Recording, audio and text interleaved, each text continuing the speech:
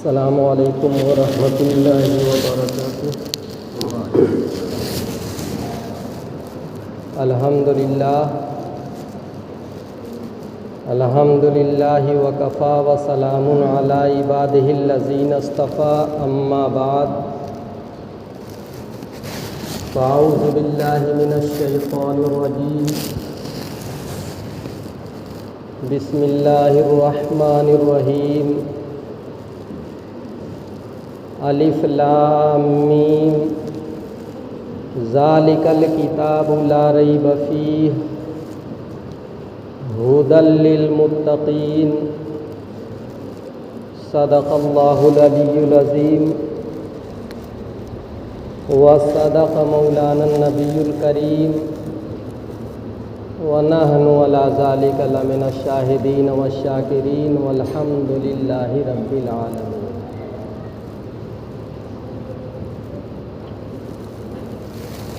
سامعین محترم، یہ شوال المکرم کا مہینہ چل رہا ہے اور اس مہینے کا یہ دوسرا جمعہ ہے۔ اس مہینے کا یہ دوسرا جمعہ ہے۔ اس سے پہلے جو مہینہ ہم نے اور آپ نے پایا وہ رمضان المبارک کا مہینہ تھا۔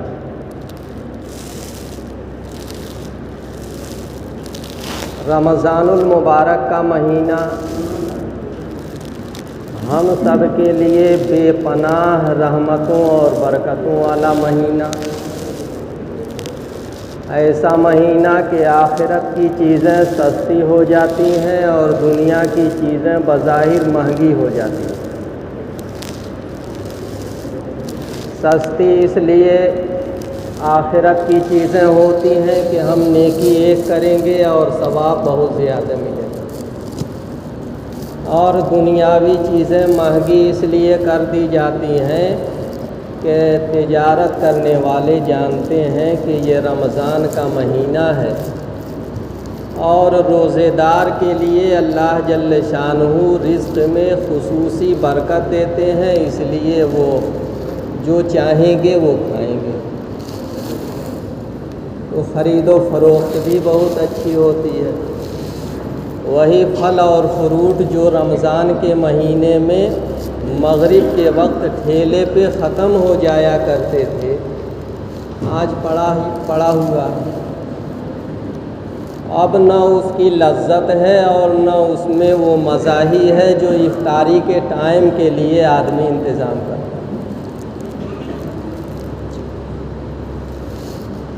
اس رمضان کے مہینے میں اللہ کو دو چیزیں بہت پسند تھیں، ہیں بھی اور رہیں گی بھی۔ ایک تو دن میں روزہ رکھنا، اور دوسرے نمبر پہ ہے رات میں کھڑے ہو کر عبادت کرنا۔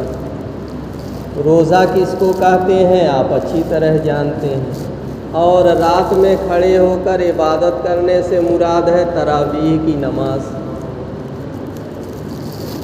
اس کے علاوہ ایک اور چیز ہے جو اللہ کو بہت پسند ہے، وہ ہے اللہ کے کلام کی تلاوت۔ اس لیے کہ جتنی بھی کتابیں اللہ نے آسمان سے نبیوں پر اتاری ہیں وہ ساری کتابیں رمضان المبارک کے مہینے ہی میں اتاری گئی ہیں، چاہے وہ ابراہیم علیہ السلام کے صحیفے ہوں، چاہے وہ موسیٰ علیہ السلام پہ نازل کی گئی توریت ہو، چاہے وہ داؤد علیہ السلام کی کتاب زبور ہو، چاہے وہ عیسیٰ علیہ السلام کی کتاب انجیل ہو، یا ہم سب کے آقا تاجدار مدینہ محمد عربی صلی اللہ علیہ وسلم پر اتاری گئی کتاب مقدس قرآن مجید، سب رمضان ہی میں اتاری گئی۔ اور رمضان المبارک کے مہینے میں جبریل امین آقا صلی اللہ علیہ وسلم کے پاس آتے تھے اور جتنا قرآن نازل ہو جاتا تھا اتنے کا دور ہوتا نبی کریم صلی اللہ علیہ وسلم ان کو سناتے تھے۔ آخری سال میں جبریل امین سے آپ نے یعنی نبی کریم صلی اللہ علیہ وسلم نے 2 دفعہ دور کیا، 2 دفعہ سنایا۔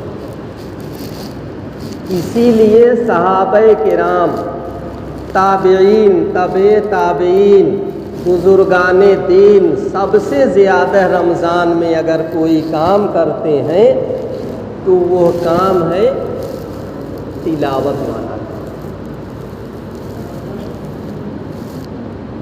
تلاوت والا کام اللہ کو بہت پسند ہے، اس لیے کہ وہ اللہ کا کلام ہے۔ اللہ جل شانہ امن والہ اپنے بندے کو جب تلاوت کرتے ہوئے دیکھتے تو ہر حال میں ہے، لیکن اللہ کو بہت پسند آتا ہے، اور اللہ جل شانہ اسی لیے قرآن کے ایک ایک حرف پہ 10 نیکیوں کا وعدہ فرمائے۔ الف لام میم، یہ پورا ایک لفظ نہیں، الف الگ ہے، لام الگ ہے، میم الگ ہے۔ الف پڑھنے سے 10 نیکی، اور رمضان میں 70 گنا نیکی بڑھا دی جاتی ہے، تو کتنا ہو جائے گا؟ 700۔ لام پڑھے تو اب جو 10 نیکی تھی 70 گنا۔ لیکن اس میں ہم نے رمضان المبارک میں ایک چیز محسوس کی، اسی محسوس کی ہوئی چیز کو آپ کے سامنے، آپ ہی کے سامنے نہیں بلکہ میں اس وقت جہاں بھی جمعہ کے لیے جاتا ہوں تو خاص طور سے اسی کام کے لیے جاتا ہوں کہ ایک بنیادی مسئلہ ہے، مسلمان بھائیوں کو ضرور بتا دیا جائے۔ جو لوگ مکاتب میں پڑھے ہیں یا مدارس میں پڑھے ہیں وہ جانتے ہیں، لیکن اگر کسی وجہ سے وہ مدارس یا مکاتب میں نہ پڑھ سکے اور پھر وہ دین سے جڑے ہوئے ہیں، ان کے سامنے اگر وہ مسئلہ آتا ہے تو چونکہ جانکاری نہیں ہے اس لیے عمل نہیں کر پاتے۔ تو ہمارا بنیادی مقصد یہ ہے کہ میں اس مسئلے کو جہاں بھی جاؤں اپنے مسلمان بھائیوں کے سامنے رکھ دوں تاکہ ان کو جانکاری ہو جائے اور اس کے اوپر وہ بھی عمل کریں، اور جو نہیں جانتا ہے اس کو بھی بتائیں تاکہ وہ بھی اس کے اوپر عمل کرے۔ بات کو آگے بڑھانے سے پہلے میں آپ کے سامنے ایک بہت ہی خاص اعلان کرنا چاہتا ہوں، جس کی تفصیل آپ کے امام اور خطیب حضرت مولانا محمد حدیث صاحب قاسمی مدظ اللہ العالی بتا دیں گے۔ وہ اعلان یہ ہے کہ 21 تاریخ کو کولا چھاپر میں اجتماع ہے 2 ضلعوں کا۔ 21 تاریخ کو 2 ضلعوں کا اجتماع ہے، اور اس میں خوشی اور مسرت کی بات یہ ہے کہ آپ کے اپنے حلقے کو 600 مہمانوں کے لیے ناشتے کی سعادت کا موقع ملا۔ یہ اعلان ہے، ایک تو 21 تاریخ کو اجتماع ہے 2 ضلعوں کا کولا چھاپر میں، اور دوسرا اعلان یہ ہے کہ ناشتے کی ذمہ داری کم سے کم 600 افراد کی وہ اس حلقے کو ملا ہوا ہے۔ ان دونوں چیزوں میں آپ جو ذمہ داران احباب ہیں اس سلسلے میں جماعت کے، اور جو آپ کے امام صاحب ہیں حضرت مولانا محمد حدیث صاحب قاسمی مدظ اللہ العالی، یہ سارے احباب مل کر کے ایک مشورہ کر لیں کہ ایک اچھا کام ملا ہے، اس کو اچھے طریقے سے انجام کیسے دیا جائے۔ اب آئیے میں آپ کے سامنے وہ مسئلہ بتا دوں۔ رمضان المبارک میں آپ نے تلاوت کی، جتنا جس کو توفیق اللہ نے دیا اتنا پڑھا۔ کسی نے 1 ختم کیا، کسی نے 2 کیا، کسی نے 3 کیا، کسی نے 4، کسی نے تو 30 کر لیا۔ اب آپ سوچیں گے 30 کیسے ہوگا؟ جو حافظ قرآن ہیں وہ 15 سے 20 منٹ میں 1 پارہ پڑھتے ہیں، جو عالم دین ہے وہ 20 سے 25 منٹ میں ایک پارہ پڑھتے ہیں، جو لوگ برابر قرآن پڑھتے رہتے ہیں وہ آدھے گھنٹے سے 40 منٹ میں ایک پارہ پڑھ لیتے ہیں۔ اس حساب سے اندازہ لگا لیجئے۔ تو جتنا جس کو اللہ نے توفیق دیا اس نے اتنے ہی اللہ کے کلام کی تلاوت کی۔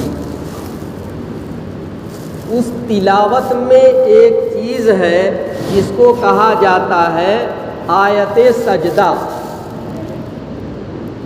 آیت سجدہ اتفاقی طور پہ 14 ہے، لیکن آپ اس میں تلاشیں گے تو 15 ملے گا۔ سورہ حج میں 2 سجدے ہیں، لیکن دونوں سجدے کسی امام کے وہاں ضروری نہیں ہے۔ چند امام ایسے ہیں جو کہتے ہیں کہ پہلے والا جو سجدہ آپ کو ملے اس پہ سجدہ کیجئے گا۔ کچھ امام ہیں وہ یہ کہتے ہیں کہ سورت کے اخیر میں جو سجدہ ہے جب وہ آپ پڑھیں تو اس پہ سجدہ کیجئے گا۔ یہ سجدے کا جو حکم ملا ہے اجتماعی طور پہ 15 ہے اور کرنا ہم کو 14 ہے۔ اس میں کچھ جگہیں ایسی ہیں جہاں پہ اللہ نے کفار اور مشرکین کو حکم دیا کہ میرے سامنے سجدہ کرو اور میری وحدانیت کا اقرار کرو، میں تمہارا پروردگار ہوں۔ تو کفار اور مشرکین نے انکار کر دیا تو اللہ کی پکڑ آئی اور اللہ کی سزا آئی اور اللہ نے ان کو عذاب میں مبتلا کر دیا۔ مفسرین کرام نے یہ کہا کہ چونکہ کفار اور مشرکین نے آیت سجدہ کا انکار کیا اور اللہ کی پکڑ ان پہ آئی، اس لیے ایمان والوں کے لیے حدیث کی روشنی میں واجب اور ضروری ہے کہ جب وہ اس آیت کو پڑھیں تو سجدہ تلاوت کریں۔ کچھ جگہیں ایسی ہیں سجدے کے لیے جہاں اللہ نے اپنے نبیوں کو حکم دیا، اپنے ولیوں کو حکم دیا، وہ فوراً سجدے میں گر پڑے، اللہ کے انعام کے مستحق ہوئے۔ تو مفسرین اور علماء کرام نے بتایا کہ جب حضرات انبیاء کرام اور اولیاء کرام نے اس آیت کو پڑھ کر کے سجدہ کیا اور اللہ کی طرف سے انعام کے مستحق ہوئے، اس لیے ہر اس آدمی کے لیے ضروری اور واجب ہے جو اس آیت کو پڑھے تو سجدہ تلاوت کرے۔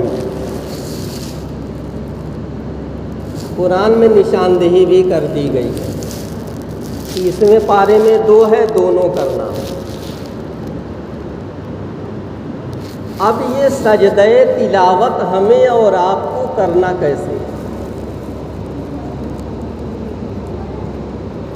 سجدہ تلاوت ہمیں اور آپ کو کرنا کیسے ہے؟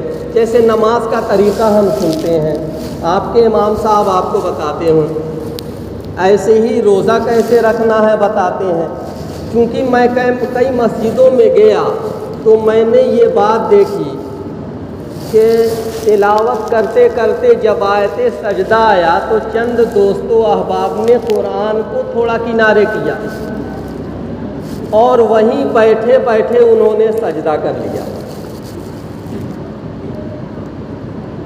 قرآن کو سائیڈ میں کیا اور وہیں بیٹھے بیٹھے انہوں نے سجدہ کر لیا۔ میں نے یہ محسوس کیا کہ مجھے چونکہ یہ مسئلہ اللہ کی طرف سے معلوم ہے تو میرے اوپر بتانا، جہاں بھی جاؤں بتانا واجب اور ضروری ہے، اس لیے کہ حدیث میں آتا ہے کہ بلغوا عنی ولو آیہ، اگر ایک ہی بات صحیح حدیث اور قرآن سے تمہیں معلوم ہے تو اپنے بھائیوں کو بتاؤ، اور اسی کا نام امر بالمعروف ہے، اور امر بالمعروف ہی اصل اسلام ہے۔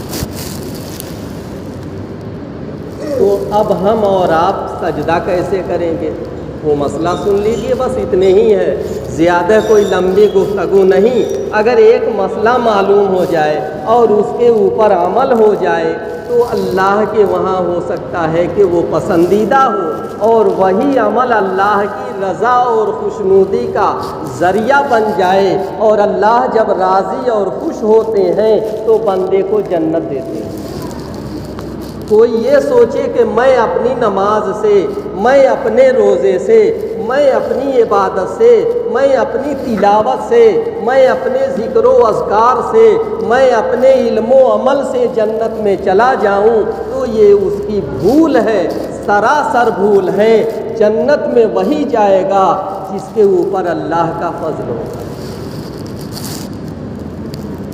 اسی لیے حدیث میں ایک دعا آتی ہے، وہ دعا پڑھنی چاہیے، اللہم اگر اکیلے ہیں تو اللہم حاسبنی حسابا یسیرا، اور اگر اجتماعی دعا ہے اللہم حاسبنا حسابا یسیرا۔ حضرت عائشہ رضی اللہ تعالی عنہ فرماتی ہیں کہ نبی کریم صلی اللہ علیہ وسلم نے فرمایا کہ اگر اللہ جل شانہ بندوں سے حساب لینے پہ آ جائیں تو کوئی ایسا بندہ نہیں بچے گا جو جنت میں جانے کے لائق ہوگا۔